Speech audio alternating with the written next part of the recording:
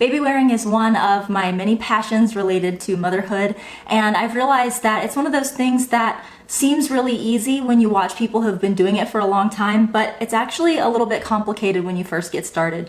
And I don't want to give anyone the impression that it is super easy, because then if it's not easy for you, then you just feel like a failure.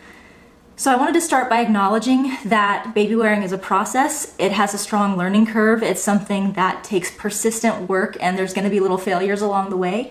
But these tips that I'm going to share with you today have been super helpful in getting me and my son on the right track with baby wearing. And now we're in a place where he absolutely loves to be worn, and I love wearing him, and it's just a great thing for our relationship. So if you'd like to hear my 5 tips for how to get your baby wearing journey started, then please keep watching.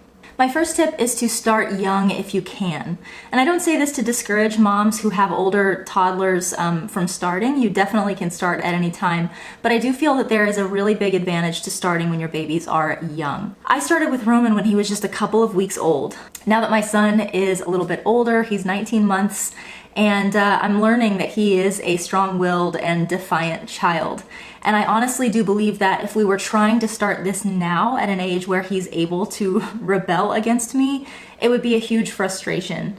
And because we started so young, it's just old hat to him. It's routine. He understands it. He's not afraid. And I am super confident doing it, which means I don't feel scared wearing a 30-pound toddler. The other thing that I think is important to mention is that carrying a 30-pound toddler in a sling or a wrap or a full buckle carrier is difficult because they are heavy. But if you've been wearing them from the time they were a newborn and you wear them just a couple times a week, by the time they reach 30 pounds, your body is used to that weight and you're able to actually carry them for a really long time. My next tip is sort of related to that, and that is know your body and its limitations. There are so many different types of baby wearing products that you can use, and it's really important to know what are the limitations of your physical strength so that you can pick the right carrier for yourself. One thing is, if you have a sensitive neck, back, and shoulders, you probably will not like using a ring sling or an ombuhimo. A ring sling is one that sits here on your shoulder and puts your baby either on your chest or on your hip, and the ring sling can really start to pull down on your shoulders and your neck, and if you happen to have a sensitive neck, that can cause a lot of pain for you. An ombuhimo is like a full buckle carrier, except it doesn't have any waistband to it at all. So all of the weight is being supported on your shoulders, and that can get very, very fatiguing, especially if you're the kind of person with a sensitive neck and shoulders. If you're a person who has poor shoulder mobility, meaning that you have a hard time getting your elbows up by your earlobes, you might want to consider not using a full buckle carrier. This is because those carriers often have a buckle that goes right in between your shoulder blades, and if you have a hard time getting your shoulders up by your ears, you're going to have a hard time clasping that buckle if you're by yourself. If you are a very hot-natured person or you have a hot-natured baby, you might consider not using a wrap. A wrap is a really, really, really long piece of cotton fabric. They get really hot because you have this long piece of fabric wrapped around you many times. So if you and your baby are hot-natured, you might consider something like a ring sling, just because the sling is very cool and breathable and it only takes up a small portion of your body. Lastly, I would say if you are prone to lower back pain, then you definitely would not enjoy an ombuhimo. An ombuhimo, again, puts all of the weight up here on your upper back, and it can cause strain on your lower back. So if you have a weak lower back or if you have weak abdominal muscles, you will have a hard time feeling stable and comfortable in an ombuhimo. In that case, I would actually recommend using a full buckle carrier. Ergobaby actually makes a really great one with a very, very wide strap that goes around your waist that really distributes the baby's weight well so that it doesn't like pull on your lower back. And Baby actually has a lumbar support on the back of their full buckle carrier that really gives you that extra support for your lower back. Tip number 3 is to practice often and in small chunks. What I did with Roman was just create a routine at a very, very young age. So when he was younger and he was nursing, I would get him up every morning, I would nurse him, and that's when I would get out my ring sling, put him on, and I would go into the kitchen and make my coffee and start cleaning up the kitchen and just making, getting prepared for my day. depending on what kind of mood he was in, sometimes he would stay in the sling all morning and take his morning nap in there and we'd just hang out together. Other times he would get really squirmy and fussy and I could only keep him on while I made my coffee and then I had to put him down. But doing that routine every single day had two major benefits. The first one was that I was practicing using the ring sling every single day, which I know was to my benefit. And the second one was I was getting Roman used to it every day, just teaching him this is a part of life, it's not scary, it's not something to be uncomfortable with.